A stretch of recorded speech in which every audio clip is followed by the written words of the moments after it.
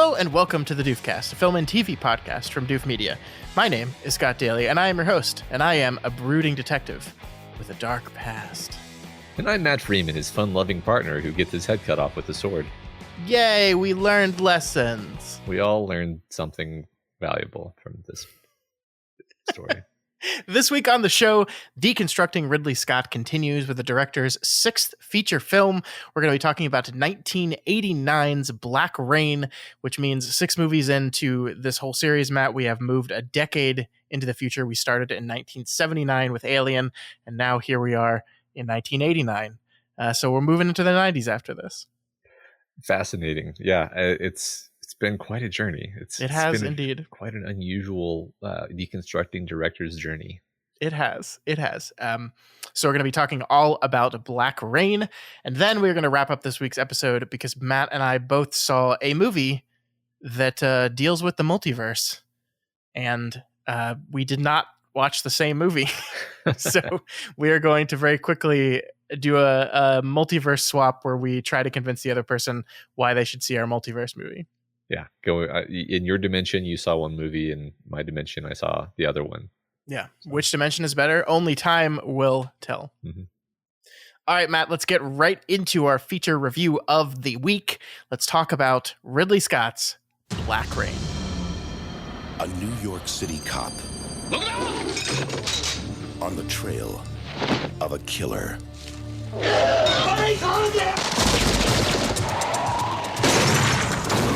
From the back alleys of Manhattan Well, our victims are certainly Yakuza. to the streets of Japan. Because of your negligence, a man we've wanted for a long time has been lost. Like, we'll take some of the heat for this, but we're not taking the rap. Rap? You see, there's a war going on here between Sato and an old-time boss named Sugai. And they don't take prisoners. Matt, what is Black Rain all about? 2 New York City cops arrest a Yakuza member and must escort him when he's extradited to Japan. This movie was written by Craig Bulletin and Warren Lewis. It was directed, of course, by Ridley Scott, and it stars Michael Douglas, Andy Garcia, and Ken Takakura. Matt, what'd you think of this movie? So I think we're in the phase of Ridley's career when he's doing some stuff that he's maybe not totally inspired by. I don't know why he chose to do this movie. So my opinion of this movie is I don't like it very much. Okay. I don't think it's a horrible movie. I think this is it's like a bargain Lethal Weapon. It doesn't have the charm of Lethal Weapon. It doesn't have the plot propulsiveness of Lethal Weapon, but it has a lot of the same sort of vibes. And it is directed by Ridley Scott. It looks nice.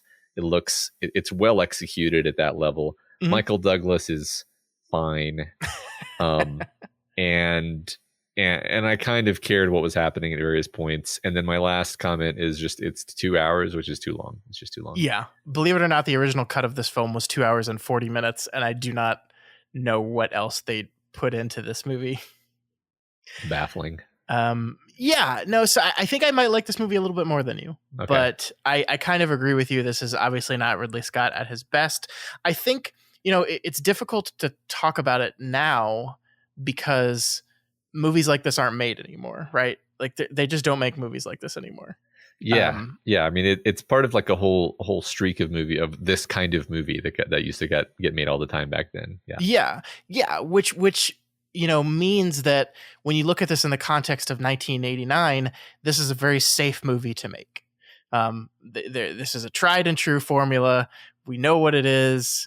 It's kind of a pretty standard police thriller type movie. There's not a lot of twists and turns here or anything. So it's a pretty safe movie. And actually, I was actually looking at this because I was curious. This is something we haven't actually touched on in this Deconstructing series yet, Matt. Ridley Scott did not have a very good 80s, right? He had Alien that came out in 79 that made coincidentally $79 million. And from there, he kind of had box office failure after box office failure. We look at Blade Runner as this cult classic, and it is, but it did not have a very good theatrical run. It made $27.5 million, substantially lower than Alien's box office. Then he had Legend, which made even lower than that, 15.5. And then he had Someone to Watch Over Me, which was even lower than that, 10.5. So he's kind of on this downward trend, right? It's difficult to think of Ridley Scott today as someone who might have been on the way out of being able to make movies. Right. I mean, that kind of sounds like he's spiraling the drain, and this could have, in another, I'm going to talk about other dimensions again. In another dimension, he, after Someone to Watch Over Me, nobody would give him money to make any more movies because he failed, Yeah, but this movie did not fail. Despite what we're going to talk about it, the parts of it we don't like, it was a box office success. This movie raked in $134 million internationally. 88 of that is from the international box office. This movie was a huge hit in Japan, partially related to the person who played Saito, Yasakura Matsuda, who is like probably at the time the biggest Japanese film star, playing the bad guy here. So his involvement, I think, really got people in Japan really interested in this movie. Also, fun fact, he was dying while filming this movie. He had cancer. Yeah. And he knew that like he was just going to speed up his dying by working his butt off on this movie, and he's like, I'm gonna do it anyway, and then he died right after this movie. So wow. Jesus. But so yeah, this is a success. This kind of, you could say this kind of saves Ridley Scott's career. And then the movie we'll be covering next week is Thelma and Louise, which is kind of, outside of Alien, the movie that like gets people to start paying attention to Ridley Scott. I think it's one of the first nominations for any kind of awards he's had in a while, since some technical awards for Alien. So yeah, this is a very interesting movie in that I don't think it's very good either, but it saves Ridley Scott's career. And so if we're looking for the motivation of like, why did he make this movie? Someone comes to him and says, I don't know, Ridley. And he's got, I got this one. It's safe. It's got Michael Douglas in it. Everyone loves Michael Douglas. It's a cop movie. Everyone loves the dirty cop partner series thing. And this time his partner is going to be a Japanese guy, and we're going to film it in Japan. And so we'll, attract an international audience as well. So it's a movie that's playing it safe for sure. Yeah. I think we learn a bit about Ridley here, because he's willing to make decisions based on what is good business and what makes sense. He can be very practical minded.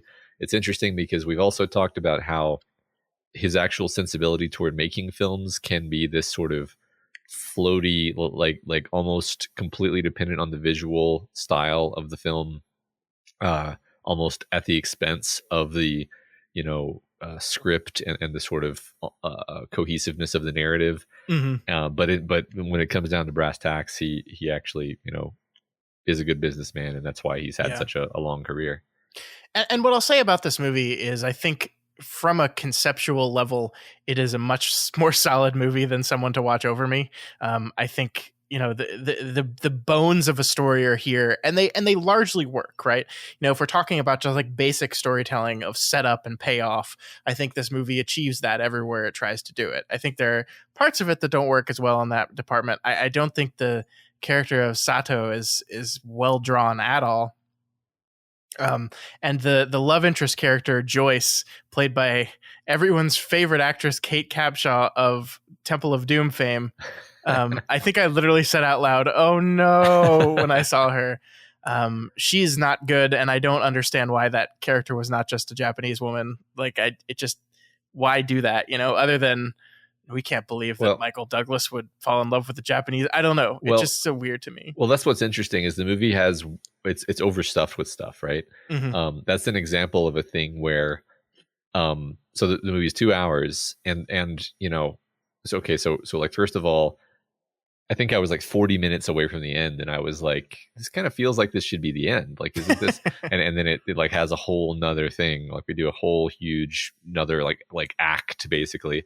So it just goes on, and then it has on top of that, it has all these elements where you're just like, I don't understand why this is here. Like they don't even really have like a proper love affair. It's just like she's a character, and then it should be a functional storytelling element, and it becomes a diversion. It becomes a lengthy diversion, and there's just so much crap in there that doesn't need to be there. Like I think the movie would be actually much better if it were literally 40 minutes shorter.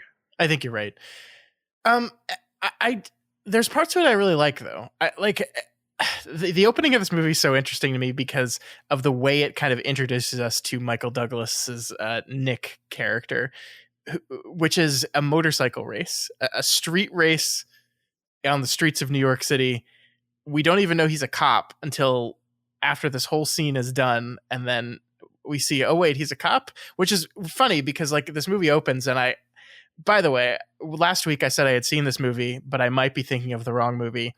I was definitely thinking of the wrong movie. The movie I was talking about was a movie called Hard Rain, starring Christian Slater and Morgan Freeman, that came out in the late 90s. Definitely not the same movie. So I have never seen this movie before. This was my first time watching it. And I vaguely knew that this was a movie about a cop. And then the movie opens and he's doing a motorcycle race for some cash. And he's obviously reckless and insane. And I'm like, is he undercover? What is going on here? And no, it's just like we're being introduced to him as a dirty cop. And then, of course, the entire of the motorcycle race part is just to set up a motorcycle race at the end of the movie. Yeah, that's pretty funny. I was wondering where we were going with the motorcycle stuff, and then the motorcycles show up a couple other times, but yeah, it's mostly just when he chases after the bad guy and they mount a hill and there are two dirt bikes sitting there. I'm like, here we go. Yeah. You thought you'd get away, but little did you know, Michael Douglas does know how to ride a motorcycle. Uh-huh. But I mean, and then we introduce him as like, I think this is the frustrating thing about this movie to me. I think there are flashes of a really good film here. I think this is a really interesting concept of taking a dirty cop, which he is. He's a dirty cop. He's a bad cop. We're introduced to him as a bad cop, and we don't actually know whether he is or not. All that we see is he's defending other cops who have taken money from drug dealers. So he has friends that he's worked with in the department in the past that skimmed a little off the top when they caught some drug dealers, and he's defending them because he understands why they would do something like that. But it's not until very, very late in the movie that he admits that, yeah, he did that too, that he was involved in that. And I mean, obviously in the year 2022, it's a much different thing hearing a dirty cop admit that they're a dirty cop. And they leave this movie not being fired, but getting to continue to be a cop. But he does learn an important lesson about not being a thief at the cop. Yeah. But I like introducing him that way. And I like that the movie kind of commits to him being bad. Like there's that scene where he's talking to Masa, and Masa asks him, did you take the money? Did you take money too? And like part of me, maybe my 2022 frame of mind was like, there's no way they're ever going to let this guy also be a thief, because then everyone would just hate him too much. And then Michael Douglas answers, yeah, I did too. I'm not proud of it, but I did too. I don't know. It's really interesting that like he does have a pretty clearly defined arc here, in that he's obviously a guy who thinks the world works a certain way. This is actually something else I really like about the movie. The movie kind of starts very much feeling a little xenophobic, in that these Americans come to Japan, and the movie is all about how backwards and weird Japan seems to them and how it makes them uncomfortable. And a lot of the early parts of the movie are them teaching this detective Masa a lesson about how to exist in the world, because he's just this ignorant, naive Japanese person who doesn't understand how the world works. And like, it was honestly leaving a bad taste in my mouth in the early parts of the movie. But I do think the movie then shifts to be like, no, you're actually wrong. Some things are very clear and very black and white. For example, you don't steal when you're a cop. That's bad. Yeah. And I love the point of the movie where that shift happens and Masa is like actually suddenly being the one teaching him a lesson. Yeah. Yeah. Masa is honorable and principled and a good man. And he wants to do things by the book. and this is a lesson that Michael Douglas has to learn from him, and I actually like that. I mean, I think that I agree that was some of my favorite stuff. I think Masa is my favorite character. Yeah. There's a lot of fun stuff in there where like there's a lot of interesting, like genuinely interesting and good moments where they're kind of treating him like crap, and he is trying so hard to like just be like, I don't know, it's always really, it always impresses me as really good acting when the actor is like obvious. So the character is trying to look like they're not super pissed off at what these guys are saying and frustrated and annoyed, and trying to just keep a stone facade of equanimity, but he clearly is upset and annoyed and angry at them. And I just like, I loved a lot of those moments. And there's a lot of back and forth with him, and I actually like the scene where the partner takes him to the karaoke bar and they sing. Like, I thought that was a fun little, I complained about diversions, but what I mean by diversions is like the stuff that just has nothing to do with anything and doesn't it neither has anything to do with the plot, nor does it like have any particular dramatic weight to it. That's the stuff when they took him to the karaoke bar is not what I'm talking about. Like, that was character development. That was actually great. Yeah, I agree. I think the issue is and I'm just going to call her Willie, even though that's not her name in this movie. But I think it's just, she seems like she doesn't actually help them solve the case that much. So she just feels like she's kind of there. Yeah. And it's just not useful. No, it's so funny because at the end of the movie, he's like, "I just wanted to thank you," and I literally was like, "For what? What did she do?" Like, and then she says, "For what?" too. And he answers, "For choosing a side," and I'm like, "Wait, what? Why is she even here right now?" I literally don't remember what she did to advance the plot. I don't think she did anything. Okay, that's hilarious. I don't know. I don't know, man. I think he goes to her for help, and maybe she like gestures in the direction he should check something out, maybe, and that's just about it. Yeah, because he leaves from meeting with her to being picked up by the Yakuza leader. Yeah, and so like really the plot is not advanced by her. It's the Yakuza guy reaching out to him and being like, "You should be gone now. What are you doing here still? Maybe you can help me." Yeah. Which is another, I don't know, like I do love the way the movie kind of plays with you, because honestly what I expected to happen, what it seemed to me that they were laying out to me, was the Yakuza guy was going to come to him and offer to pay him off, right?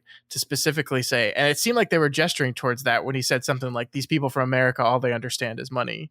And it seemed like, so he was going to offer to bribe Michael Douglas to stay out of this thing. And I was like, oh great, here's a great opportunity to show how our character has changed. That at the beginning of the movie, that version of Nick Conklin might have taken the money and said, "Yeah, okay, cool, give me."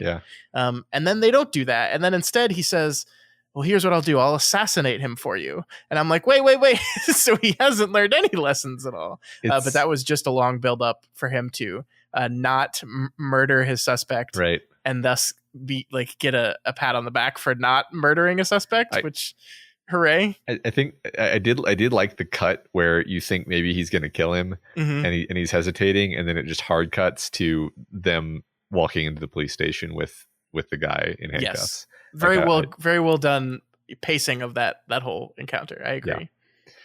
Yeah, no. So I also did a thing where I watched the movie while thinking that we might go a certain direction, and then it didn't go that direction. And the thing is, the way I thought it was going to go was actually much less likely. But the more I thought about it, the more I liked it. You'll probably think this is crazy, but I thought there was a chance that we were going to do one of those shocking twists where our protagonist is actually a monster, because like I thought so my feeling toward the beginning, like I was like, okay, we're setting up that he has this suspicion with internal affairs, and normally in this kind of movie you would say like, but of course he's really innocent, And then at a later point, it's sort of hinted, or maybe even strongly revealed, maybe even just directly revealed, that his partner knows everything that he's done. So if he's done some kind of crime, then his partner knows about it. And then when his partner was murdered in Japan, I was like, we're gonna find out that he's in on all this, and he's working with the Yakuza to keep he's on the side of some particular guy in this conflict. And he made a deal where he's like, hey, you protect me from this internal affairs thing, which includes killing my partner, and I'll make sure that you don't get caught by the cops. And like, I had this, what's funny is, I don't know if that would have been a better movie than what we got, but it would have given me at least something to sink my teeth into if there was like a horrible reveal where it's like, oh, Michael Douglas is actually the villain. And also I was thinking, like, Michael Douglas is the perfect actor for that, because Michael Douglas can turn like gruff but kind of lovable cop into like, no, actually I'm a murderer, I'm a bad guy. Like he could totally do that, you know. I totally understand why you feel this way, and it's because the movie does not do a very good job of constructing believable logic, and that's not always a deal breaker for me. I don't need movie logic to be unassailable, but it feels like this kind of movie needs to have pretty unassailable logic to it, and it just doesn't. And so there's things like, okay, so you're going to lead my partner into a trap where you fucking chop his head off with a sword, and then you're just going to leave me standing here 10 feet away behind a chain link fence. You're not going to like shoot me. Like, why didn't they just shoot Michael Douglas too? Right. And so I think it makes sense for your brain to be turning and goes, oh, well, maybe. Yeah. Honestly, where I thought it was going, which I'm going to take almost the exact opposite track of you, is that I thought the Andy Garcia character was going to be revealed to be in on it the whole time. And so when they killed him, I was like, huh, okay, I guess not. I thought they were going to do a reveal that like he's the dirty cop who's skimming money off the top of drug dealers. Andy Garcia is like the clean, super optimistic, friendly cop that's like super perfect, but the reveal is going to be that no, your partner was actually bad, and that helps you realize how easy it is to get corrupted and bad, and through the help of Masa. But no, that's not. I think both of these ideas are more interesting than the movie we got. By the way, I mean, they hired Andy Garcia for the role, for Christ's sake. Like, I know. Like, that would have made perfect sense. Either one of these, I would have enjoyed. I think as it was, like, one of my complaints is just like, not only is it overlong, but it's extremely like pat, and like this is just exactly how you do. Like, the cops are gonna get their man, and then they get their man, and that's it. The end. Good job. Okay, I guess that's and it's like, I mean, the idea that he's constantly being like it's the old the bureaucracy of the system is what's preventing the cops from doing their job trope, right? Like, like how many times is he harangued by the Japanese police throughout this entire thing? Like, he's about to get the bad guy, and then they come and they arrest him instead of the bad guy because he's carrying a gun, and they specifically said no guns. And it's just like, you're just checking boxes at that point.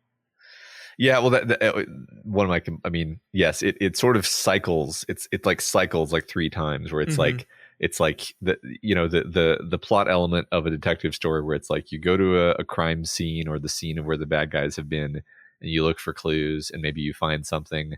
In this specific kind of movie, you find something, but you have to keep it on the down low because you don't actually want the Japanese cops to find out, and that adds some drama. But like then when he steals the money. But then that sort of happens like 3 times, where there's like a new crime scene and a new piece of evidence and a new thing. And I guess it's maybe seems silly to complain about, because it's like, hey, that's how these movies work. But it's like, I think it just goes on. It's like that part of the movie is just stretched out, and you're just like, there's just no momentum. There's no, I don't know, compared to any other detective movie that you like Lethal Weapon or something, like there's always this propulsive, like you're on the trail, you're hot on the trail, and there's a ticking clock element, or there's I don't know, there's got to be some tension, and there were so many parts of this movie where there was just no real tension to me.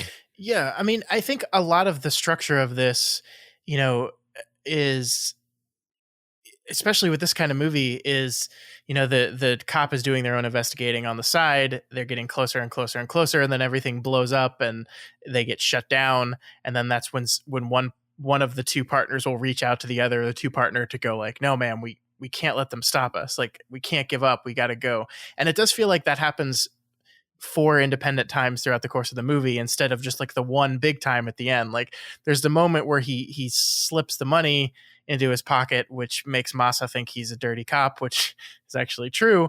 But he later reveals that he did that specifically because he wanted to check that it's counterfeit, which it is. And so he's not stealing. He just was taking the bills to burn them and check that they're counterfeit. And then like they show this to both Masa and Masa's boss, and then like drop the bill and say like, we're out of here. We were gonna include you in on this, Masa. Mm-hmm. And then we cut to that karaoke bar scene, and then Masa's just there for some reason, over in the corner drinking a drink, and then Andy Garcia's inviting him over. And I'm like, you just left a scene where the two characters were yelling at that guy and saying, we were going to include you on this. How could you do this to us? And then they're just cool with him again. Yeah. And I know Michael Douglas's character isn't cool with him. He's still mad at him. But just the Andy Garcia part of this, where suddenly he's going to be the middleman that's trying to get these two different cops to work together, it just structurally doesn't build right. It doesn't build right. They do that too many times. That they do that cycle of them being mad at each other, then being friends again too many times. Mm-hmm. You can only really do the one person shows up at the other person's place and says like, I messed up. Come on, we got to work together thing. And then like when he does it with Masa just says no. Yeah. And then so he leaves, and then Masa shows up. Yeah. And it's like, oh, you're here. Okay. Yeah. Cool. I guess that was cool. Yeah.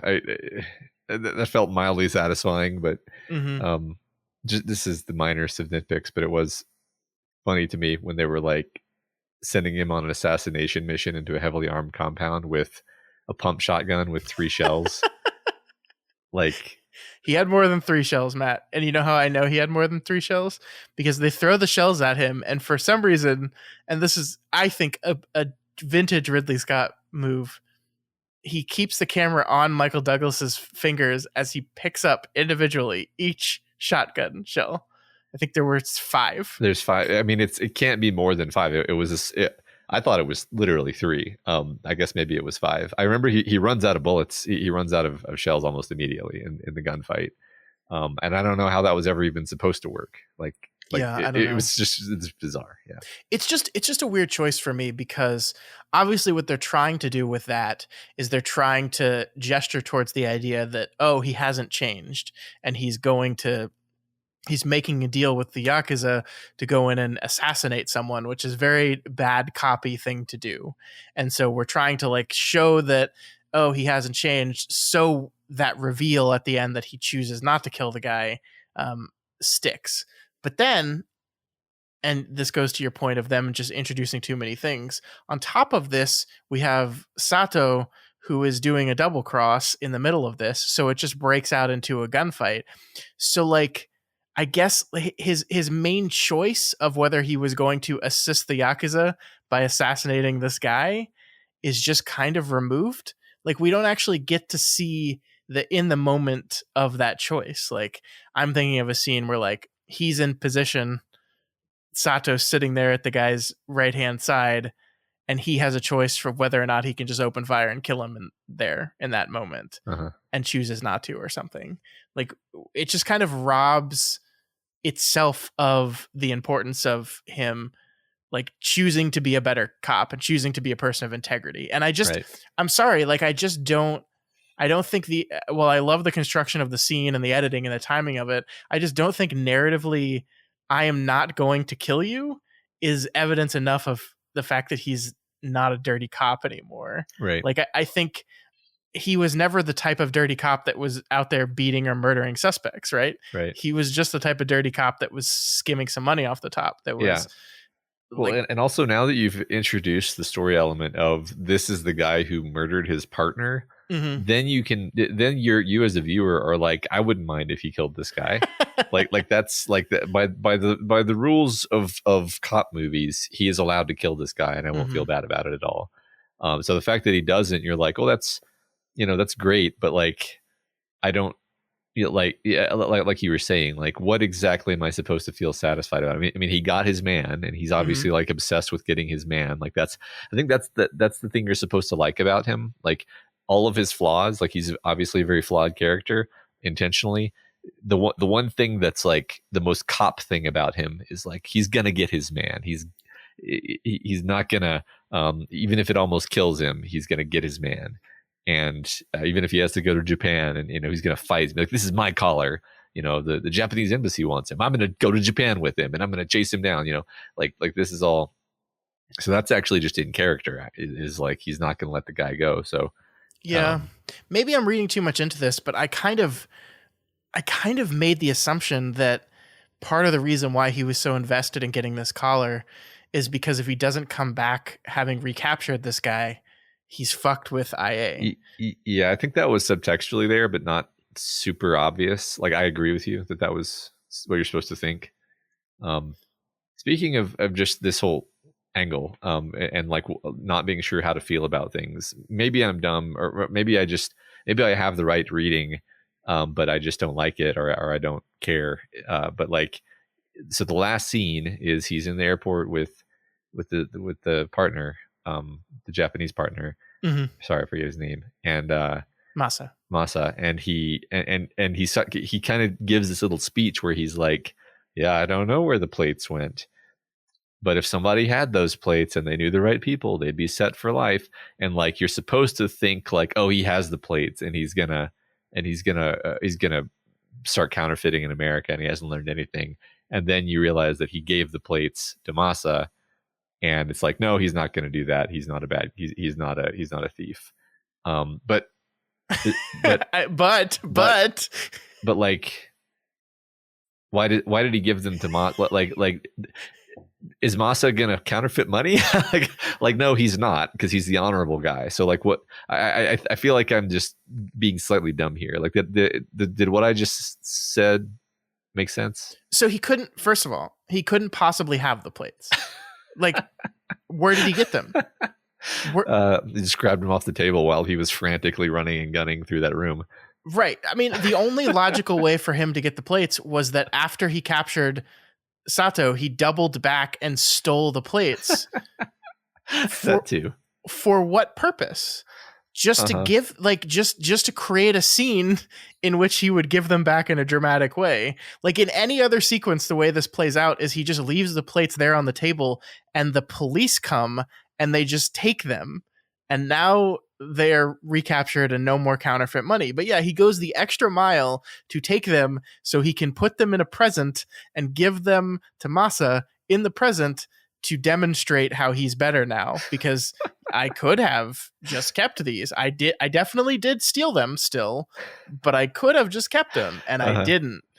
So yeah, you get it? I'm good now. I'm good now. I do whatever I want. Nobody can stop me. I'm American.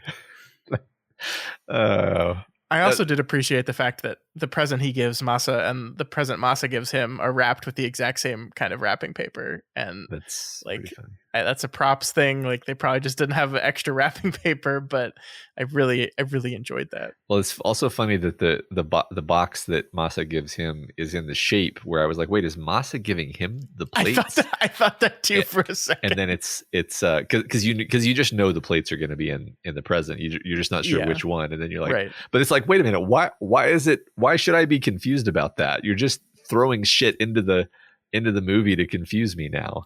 Yeah, it would be one thing if like we saw Sato like take the plates on his way out the door, right? And then it would make sense why Michael Douglas has them in this case.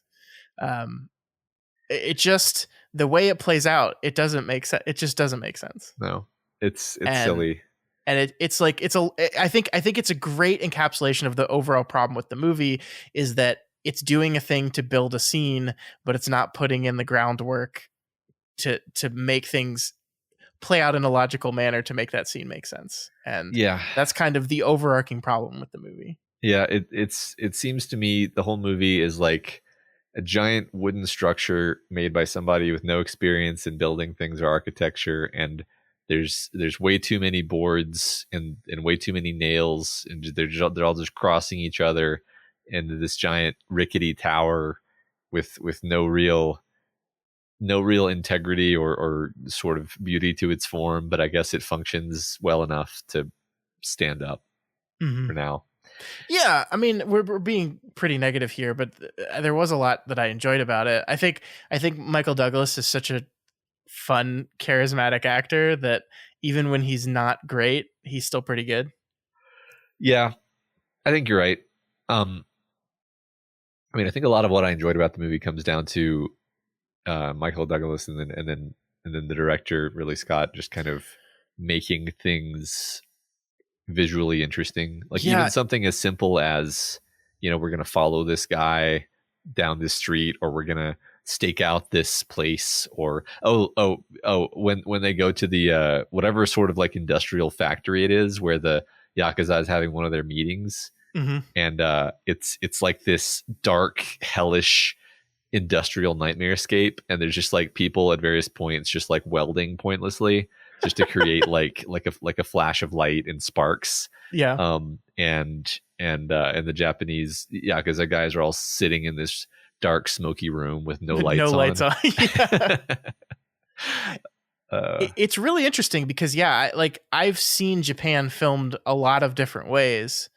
I don't think I've ever seen Japan filmed like this movie films it. It's very dark. It's very oppressive. Like there, I mean, I don't know. I guess, you know, you look at the conversation between Michael Douglas and the head of the Yakuza, which is what the name of the movie comes from, the idea of black rain. Like the guy says, I was there when the bomb was dropped. I was there when it rained black because of what the bomb that you dropped. And then you guys came in and you turned us to you, right? That's kind of his idea and that's what Sato kind of represents, he is the Yakuza, but the Yakuza Americanized, like the corrupted form of organized crime. But that's kind of what they're trying to do. And they're trying to demonstrate this idea that, and I think it ties into this idea that these American cops come into this place thinking they know better. Like I love the line where Masa says, there's no gray here. And Michael Douglas's response is, New York City, everything's gray. It's a great line, but the idea that the Americans have kind of corrupted this country in a way.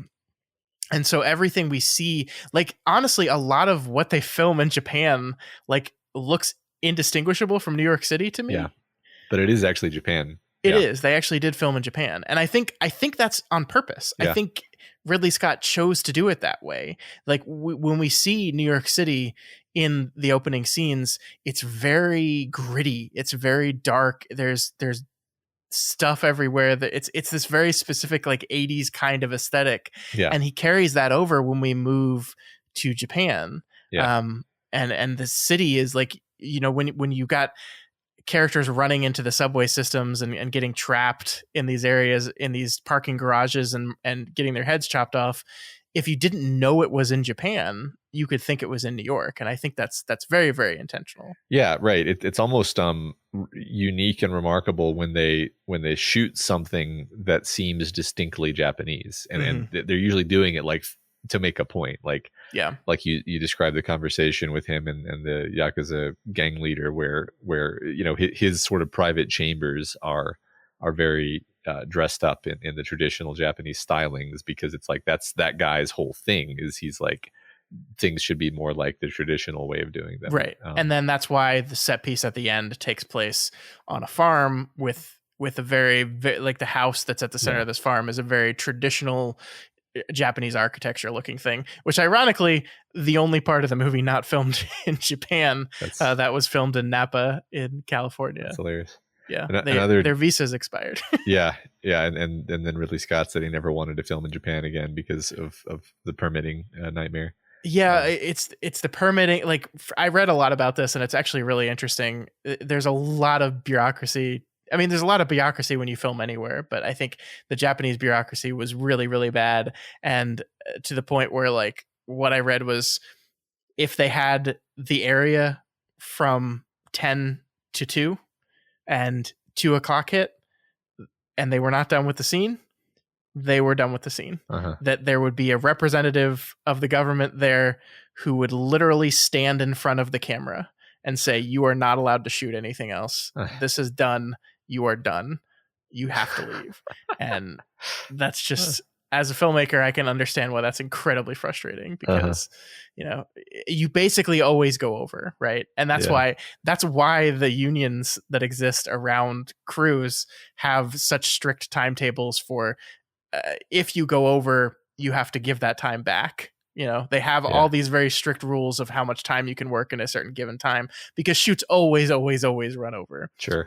So I could definitely see that incredibly frustrating. Yeah. The last sort of specific, distinctively traditional Japanese moment I could think of was actually with Masa, where, I guess they come to find him at his kendo practice, because that's just barge into a man's kendo practice. Yeah. But even that, it's like, they're dressed up in the traditional kendo sparring gear, and they have their kendo swords, and they're, it's like a big open air atrium, gym.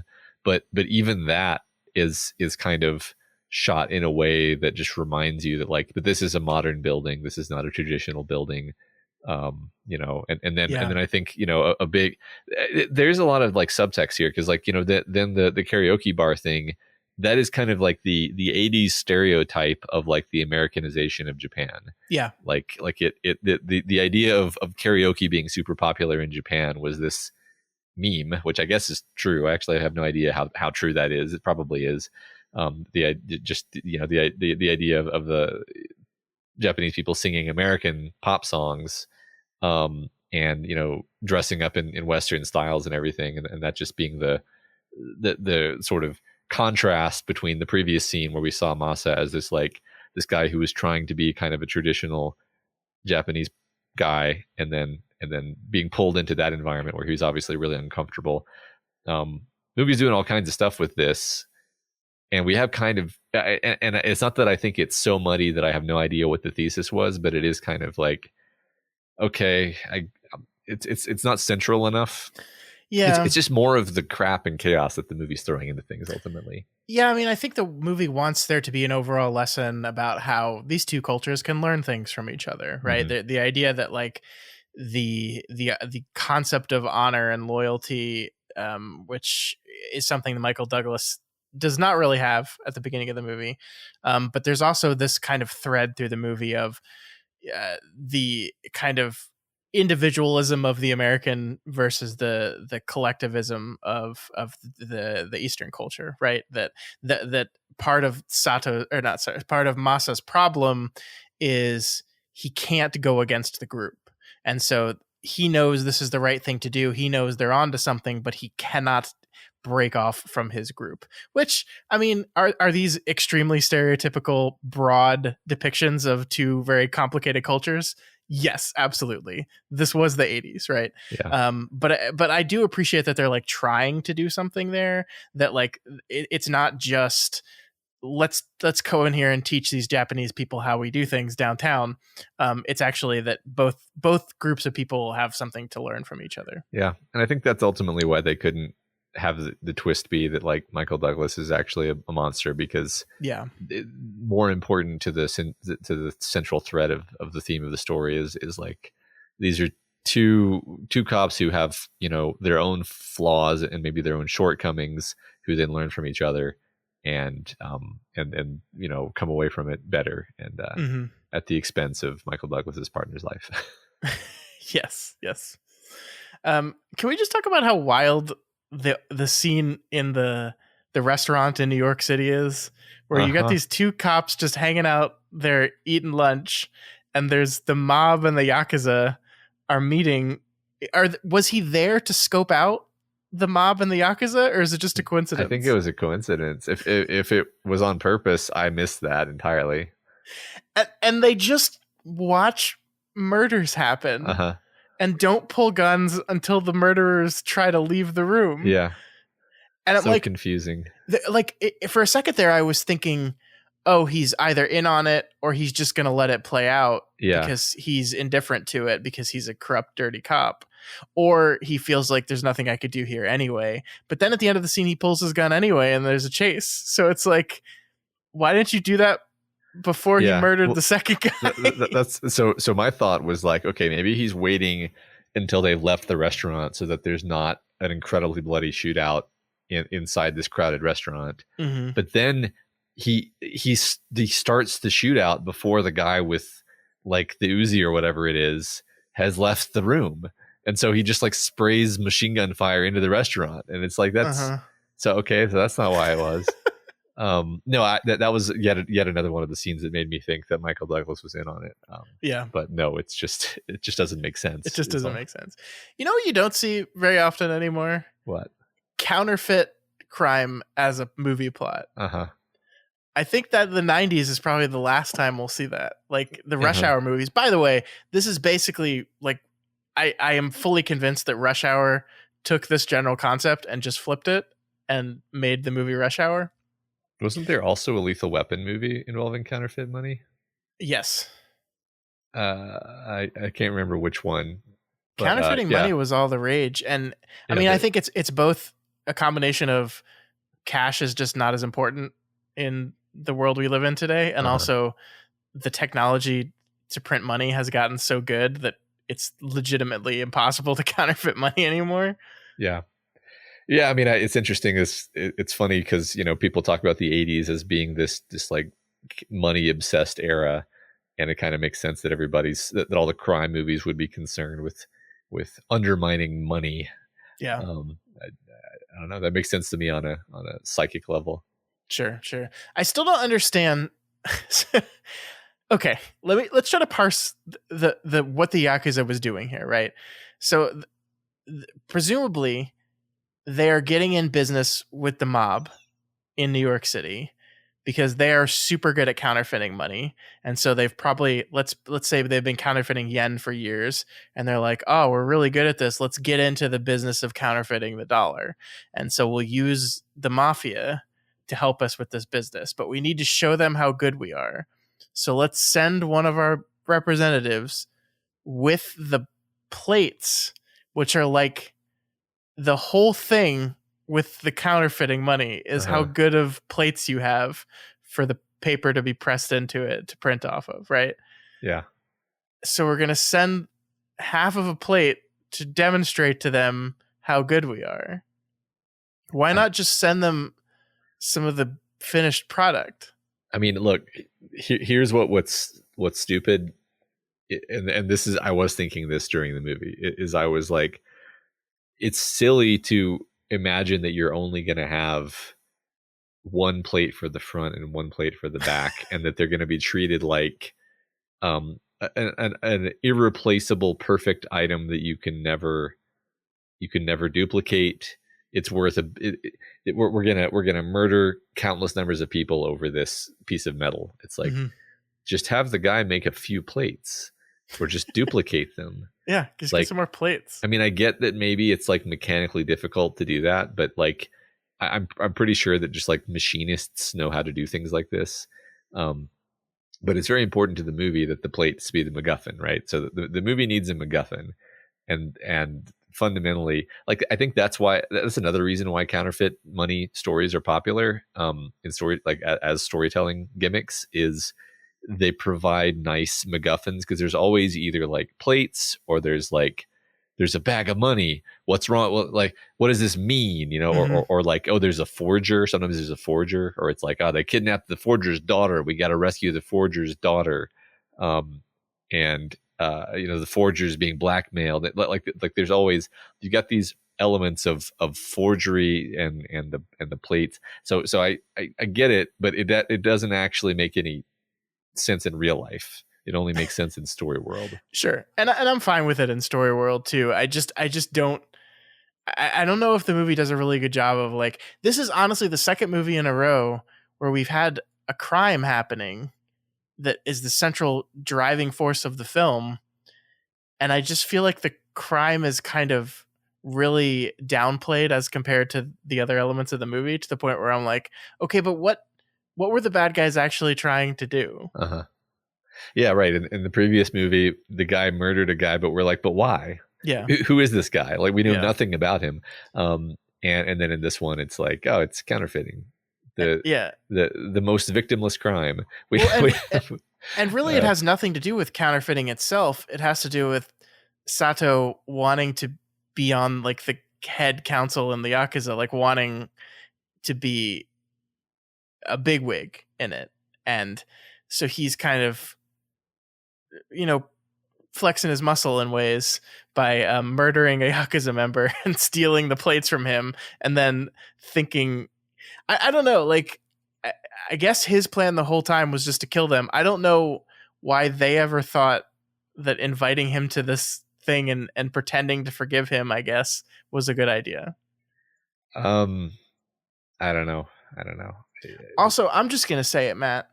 If I'm trying to get in with the Yakuza and I'm planning to double cross them, but I need to demonstrate to them that I'm committed, I would probably trigger my double cross before I chop my finger off. Right. That's the kind of thing where it's like, okay, we're just supposed to believe he's such a badass that he's just going to cut his finger off just to show everybody what a badass he is. If your plan is to just shoot them all, just do that before you chop your finger off. Because he definitely didn't need to, like, this is exactly like, I think this is I actually think we can kind of bring into the discussion the idea of, like, sometimes it's Ridley Scott's fault, actually. Yeah. Because as I think this is going to be an issue with certain movies later, where some things don't really make a lot of sense, and if you're liking the movie, then it's fine. It doesn't matter. I don't care. It's a brilliant work of genius. I don't care that this specific thing didn't make rational sense because I'm caught up in the emotion and the spectacle. Mm-hmm. But if it's a movie that you've already sort of turned on, and then there's stuff happening where basically the reason that happened is because it's awesome. It's cool to watch a guy cut off his own finger while just like grimly staring at his enemy, and then cross the table and act like he's going to take the shot with his guy to seal the peace, and then instead he stabs him through the hand and screams in his face, and like it's awesome. Like, it's undeniably kind of an awesome sequence. But like you said, it makes no sense. Like, why would he do that? Mm-hmm. And that's the kind of thing where, I mean, I'm sure it was in the script, but also like just even the way, I don't know, just it seems like such a moment that typifies everything about Ridley Scott that leaves me confused. And to your point, I didn't care in Alien when there was water dripping from the ceiling and weird chains hanging. Like, what is this room? What is it for? Why is that happening? I didn't care. And in this movie and in the previous movie, I did care. And is it just because the movie broadly wasn't working on me, so these things show up more? Perhaps. I do think, like I said earlier, this is the type of movie where the logical beat to beat of what the bad guys are doing and why really matters. Like, Alien is a movie where it's mostly this horror tone story where it's just this unknowable, unkillable creature is hunting these people. And so the logic of it doesn't matter. In fact, the alien is kind of by design illogical. Like, it's unknowable. It's unquantifiable. Blade Runner is a movie much more interested in this exploration of, what does it mean to be human? And so the logic of how these people are behaving is kind of backgrounded a little bit. But when you make a buddy cop crime thriller, the logic of the film suddenly matters a lot more, because that's the whole thing that's carrying you through the thing. And that's what the characters are trying to solve, is why is this person doing this? What does he want? How is he getting it? Who knows about it? How can we figure that out? How do we track him down? And so when you have this kind of Ridley Scott propensity to just say, let's do whatever looks the coolest in the scene, you're kind of setting yourself up for failure in this type of movie. Yeah, that's one thing I wanted to say is actually this is the first of the movies that we've watched of his that is just a straight up implementation of a trope, of a genre rather, this is a detective movie. It's a detective thriller, I guess you could say. What, the previous one was kind of a twist, right? It was like the cop needs to protect the woman from the killer, but then they fall in love, and it has like some twists and turns, and there's like surprises. Like maybe like the halfway point of that movie, I didn't actually know what direction we were going to go with it. And then like Blade Runner, it's like, oh, it's noir, but it's in the future, and there's androids, and it's funny. Like now, that's like boring in a sense, because but it was so fresh back then, right? It was such an interesting twist. So this is just like straight forward implementation of the genre expectations, and I think maybe Scott was trying to find places where he could be more imaginative within that framework, and I think he did find a few places. Like again, I didn't mind that the Yakuza guys are sitting around in a room in utter darkness smoking. I just thought that was a cool shot. Like I wasn't like, why doesn't somebody turn the lights on? It didn't bother me. What bothered me is when it actually like matters to the mechanics of the scene.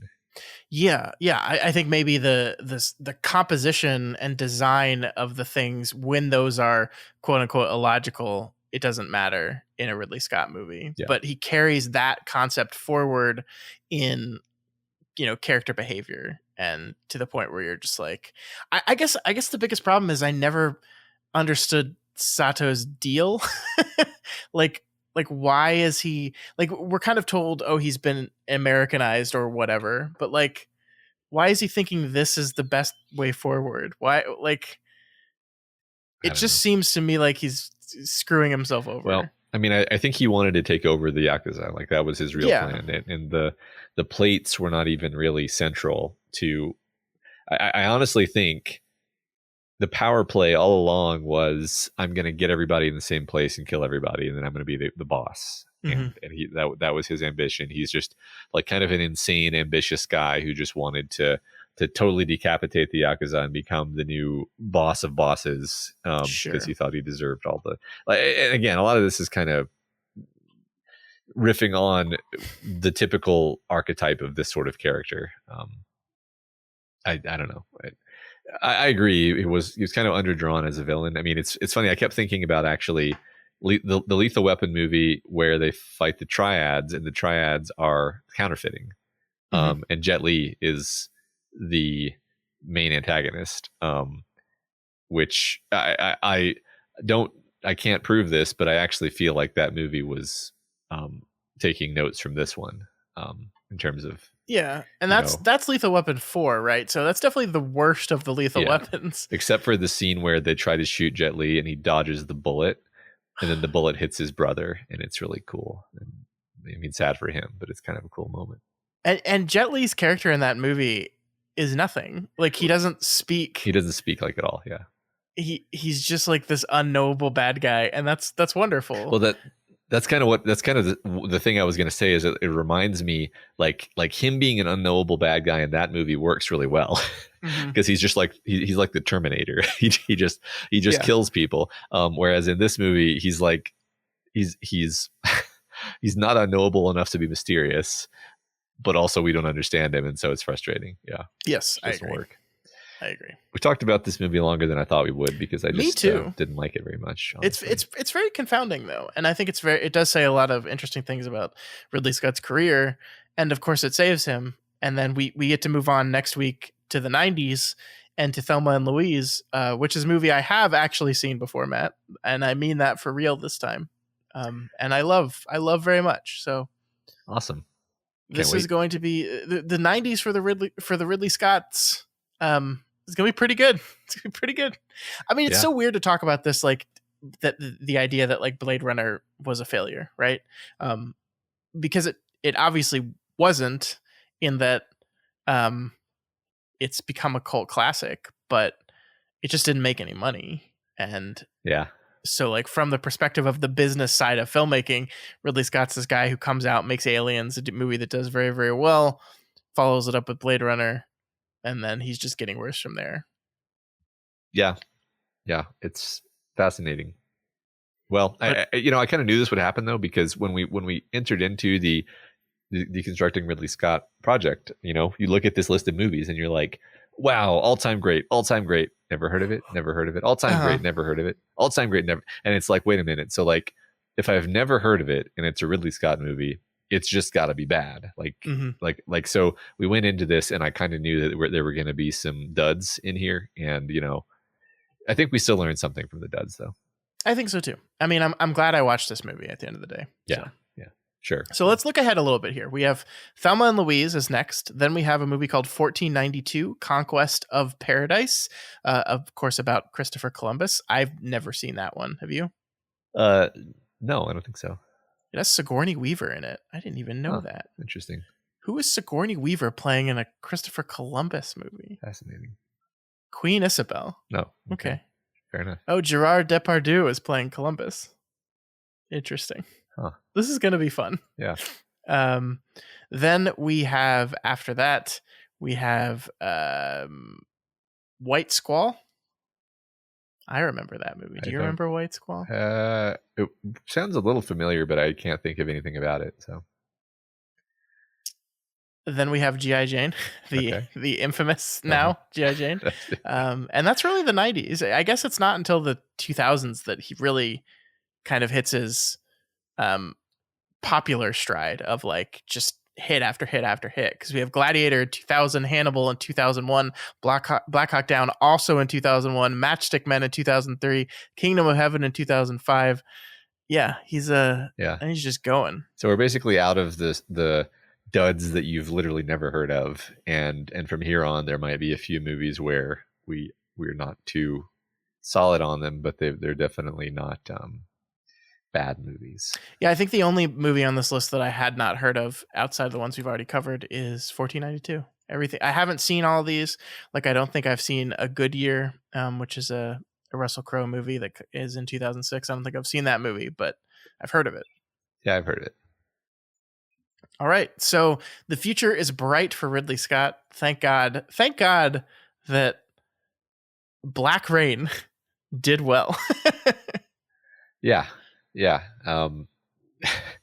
Imagine, like you said, imagine a world in which this movie bombed. Right. Even though we didn't enjoy it, I'm glad it exists because it allows us to have the rest of Ridley's career. We wouldn't have Gladiator. Yeah, I know.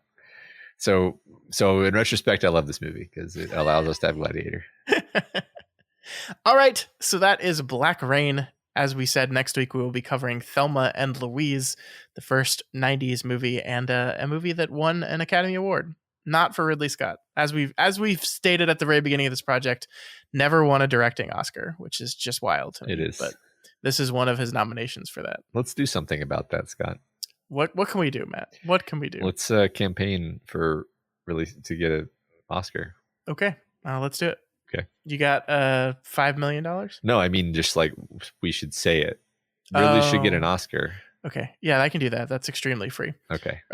Ridley Scott should get an Oscar for Best Directing. Okay, so now we've done it. All right. What? Yeah, good. I don't know what movie he would get it for. Let's look at his upcoming. Okay. He's got a lot of announced movies on this list. Like Gladiator 2 was announced years ago. Is that ever actually happening? I kind of don't want it to. He's currently filming a movie about Napoleon. Cool. Starring Joaquin Phoenix as Napoleon. That's going to be great. Maybe this is the one. We already know that's going to be great. Yeah, that's going to win the Oscar. Okay, there we go. Napoleon. Do do do do do doof. All right, Matt, we got to talk about multiverses. Like we said at the beginning of the show, we each saw a multiverse movie this past week. You saw Doctor Strange 2. I don't think they use numbers in the Marvel movies, but I don't know. Doctor Strange 2. I think it's just it's Doctor Strange in the Multiverse of Madness. Yeah. So you saw that one, and I saw the movie Everything Everywhere All at Once. So let's do this, Matt. Talk to me about Doctor Strange 2. What did you think of the movie? I haven't seen it, so no spoilers, please. And should I go see it? I think you should go see it. I thought about this a lot because it's really hard to sell the movie without saying something that is not a spoiler in the sense of telling you plot information, but telling you things that I'm glad I went into the movie not knowing. And the sort of thing that I mean is quite simply like it really is a horror movie. It is a very different movie from every other MCU movie. It's very different. It's very much a Sam Raimi movie, in ways that I found delightful and shocking and funny. And I want to say shocking again, but what I mean is like in different ways where you're like, I really can't believe that this thing made it into an MCU movie, or like this is awesome, but it's awesome in a way where I can't imagine this being in any other MCU movie, where it's like horror awesome, you know, if that makes any sense at all, instead of like I feel the heroic swell of joy at the you know at the swell of the orchestral score. It's like, oh my god, I can't believe they did that. That's awesome. And so for all of those reasons, I would say to go get it. It's not a flawless movie. It's not a flawless movie. It's probably too long, so I almost didn't see it at all because it's 2 hours long. And taking my kids to a 2-hour movie is like planning for a hike up Mount Everest. But we did it and it was fine, and they liked it actually. So that's what was funny to me is all that stuff I just said. None of them thought it was too scary. You know, my kids are they range pretty young, and none of them thought it was too scary. None of them had a problem with it. If anything, the problem in the movie was that they were getting fidgety during kind of the middle parts because it was just kind of boring for them. If that gives you any information about like the pacing. So yeah, I think that was pretty spoiler free what I just said there. Yeah, that was, but like I think it was a pretty good pitch. If any of that sounds appealing, you know, I can virtually guarantee you'll like it. I don't know if you'll like it. And I liked it, but it's so weird. It's like I like it in a way that's so different from any other Marvel movie. That I'm almost like I don't even think about this as a Marvel movie. I think of this as like a Sam Raimi movie, you know. Okay, that's what I want. That's what I want to hear. Okay. I mean, that's like honestly, I did not care for the original Doctor Strange movie at all. I think on my list of the pre whatever phase of Marvel we're on now, that's near the bottom for me. I just didn't like it very much. So I really wasn't excited about this movie at all until the director Scott Derrickson left the project and they replaced him with Sam Raimi. I am a little worried that that's going to make the movie feel a little schizophrenic because I think they were pretty heavily into production when Raimi jumped in, but it's very reassuring to me to hear that it feels very much like a Sam Raimi movie. Well, I can't actually say it's not that it doesn't feel at all schizophrenic. It kind of does have a little bit of a too many cooks, but sure. Within it is a Sam Raimi movie. That's very encouraging. I look forward to seeing this. I don't know if I'm going to make it to the theater in time to see this one, but I do definitely want to check it out. Yeah, I don't think that would be the end of the world if you didn't make it to the theater. But I think that's what I want from my Marvel movies right now. Is I want to leave it and saying that didn't feel like a Marvel movie. I've been very cold on basically every movie that's come out of Marvel since Endgame ended. I've been kind of very cold on everything coming out of Marvel since Endgame ended, to be honest with you. I haven't really loved any of it. Yeah. I mean, I liked the newest Spider-Man, but I think I agree generally. Yeah, you're right. I wasn't lumping that in because it's Sony, but yeah, I did enjoy that a whole lot. So that's fair. Yeah, but I agree. Other than that, you know, I wouldn't say I've like hated it, but it's just left me pretty unmoved. And you know, I didn't even finish Moon Knight. I feel no real desire to. I did finish Moon Knight. And here's the thing I will say that I appreciate about Moon Knight. It is not bending over backwards to connect to the larger MCU in any way. Okay. I liked that a relief. whole bunch. Yeah. Like I'm thinking of all the stupid ways in which the other shows like suddenly also become about this other thing, or suddenly have this other character who is clearly just Interesting. a long-term setup for something else. Oh. It feels very self-contained. See, I was just certain that like the Eternals were going to show up at the end of that movie, though. At the end of that show. So No, they didn't. Okay. They didn't, Wow. so. Okay. Well, that's surprising. Unless they did and I just totally missed it. But I still didn't love it. It was fine. There were 2 really good episodes, and then a couple okay episodes, and then a couple pretty dreadful episodes. I did not like the way it ended, mostly just from a directing standpoint. I just like the look of the show. Most shows you can't necessarily tell the difference between the people they get to direct them. Like they usually try to use the same kind of directorial style to where like if I wasn't looking it up, I wouldn't be able to tell that person A versus person B is directing them. This show, I could tell. So I didn't even need to see the credits. I knew the main guy directing this movie directed 4 of the 6 episodes. I don't think they're very good. And every time it was someone else directing them, it was the 2 directors we talked about last time. I could definitely tell. Benson and Moorhead, definitely tell. So. But I mean, overall, like if you made me rank it compared to the other MCU shows, I guess it'd be in the middle. I don't know. Yeah, sure. Okay. Yeah. You just reminded me like that really the directing in Strange 2 is really good almost entirely, not like 100%, because like I said, there's kind of a little bit of like wobbliness, but I'm not like, that's the thing. I'm not just talking about the Sam Raimi horror sequences. I just mean like he's the guy who did our favorite Spider-Man movie, our favorite superhero movie, practically speaking. So like he did a good job. I think it'll be interesting to hear your reaction, because like I guess I'd be surprised if you disagreed with me like significantly, but not. I wouldn't be shocked if you disagreed with me about the movie being good. Yeah, well, maybe we'll circle back around once we've both seen the 2 things we're trying to get the other person to see. Yeah. Which is a great segue transition for me to talk about my thing. So I saw the movie Everything Everywhere All at Once. This is a movie written and directed by, they call themselves the Daniels. It is a man named Daniel Kwan and a man named Daniel Scheinert. The other movie that they've directed that you might have heard of is a movie called Swiss Army Man.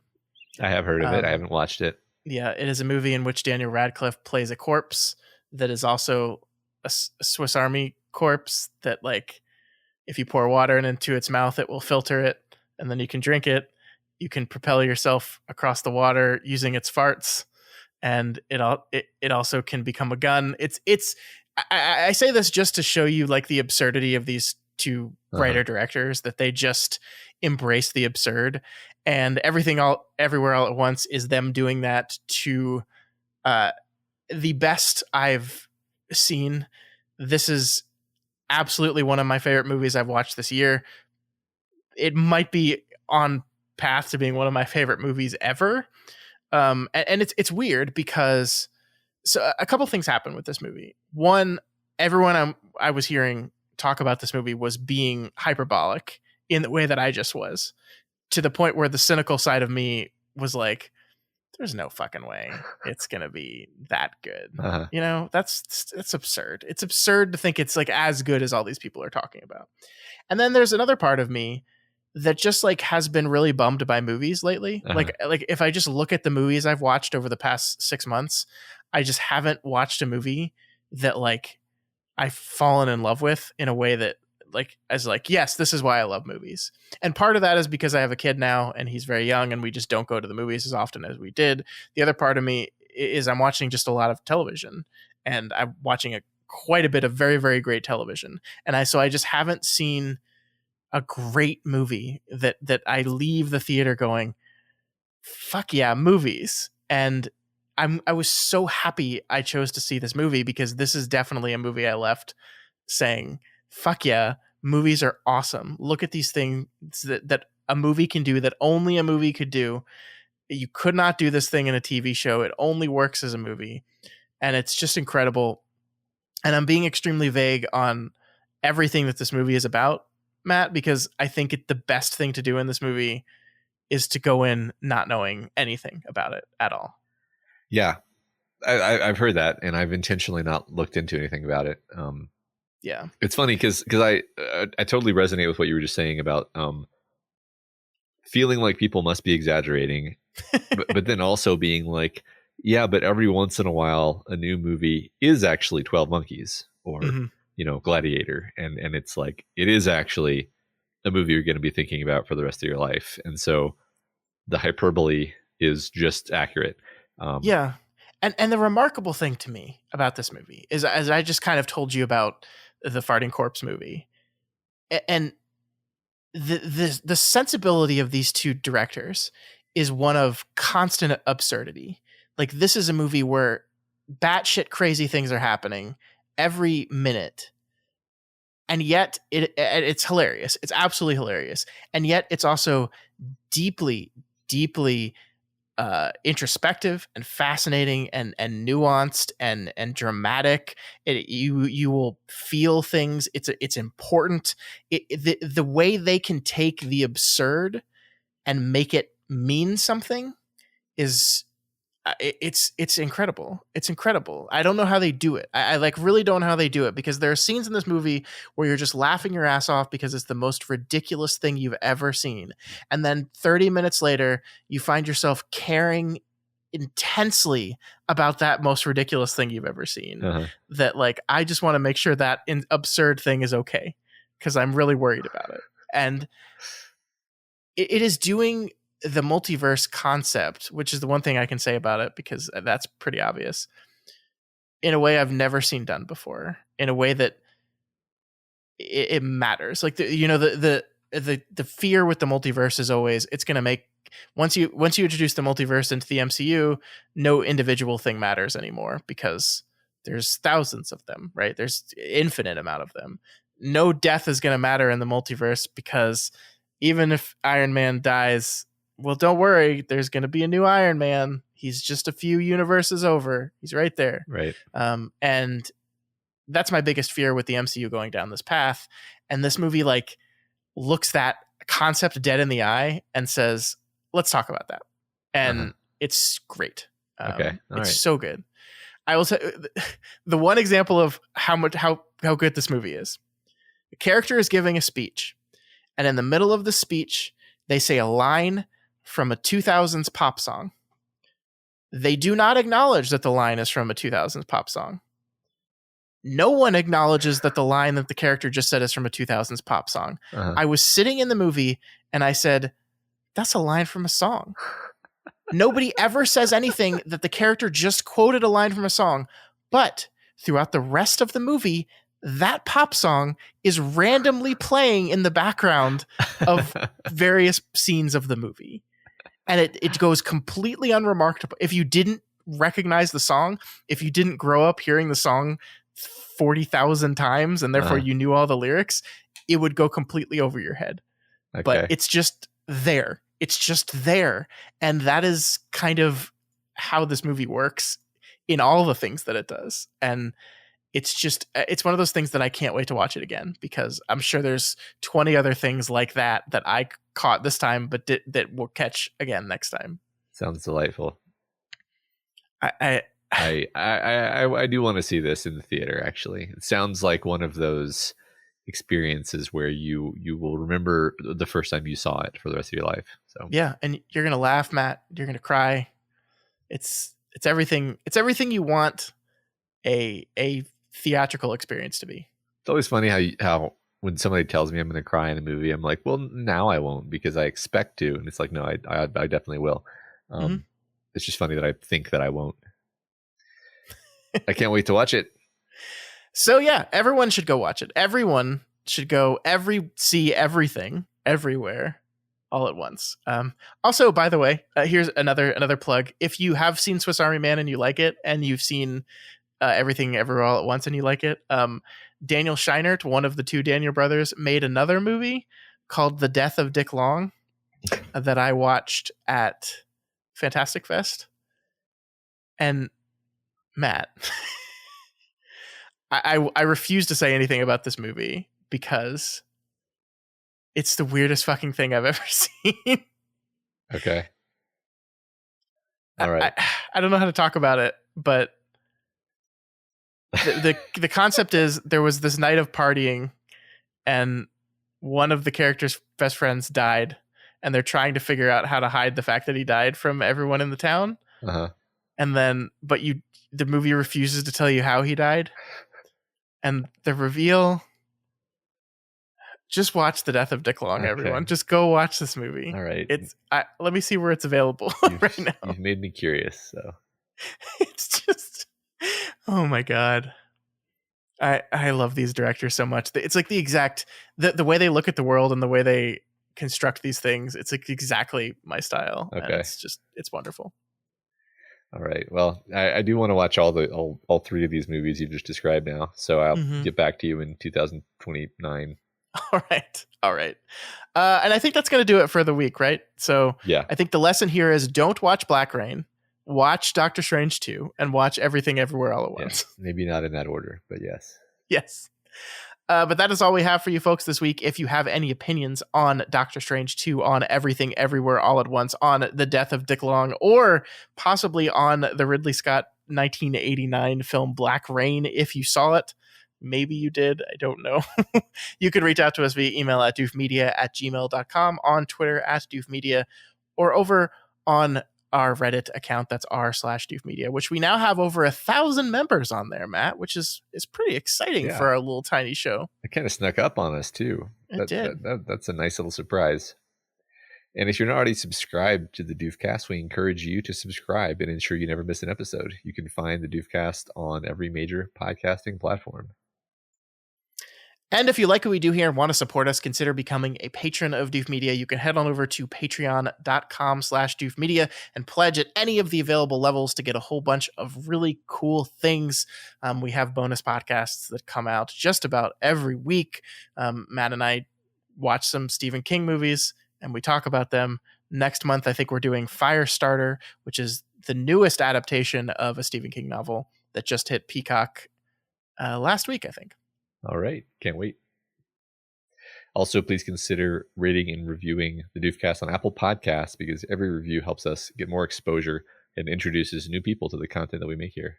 That is right.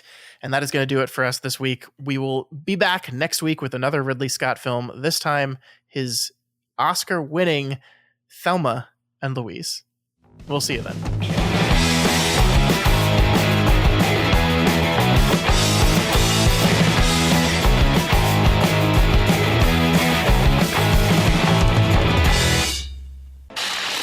My name is Doof, and you'll do what I say. My name is Doof, and you'll do what I say.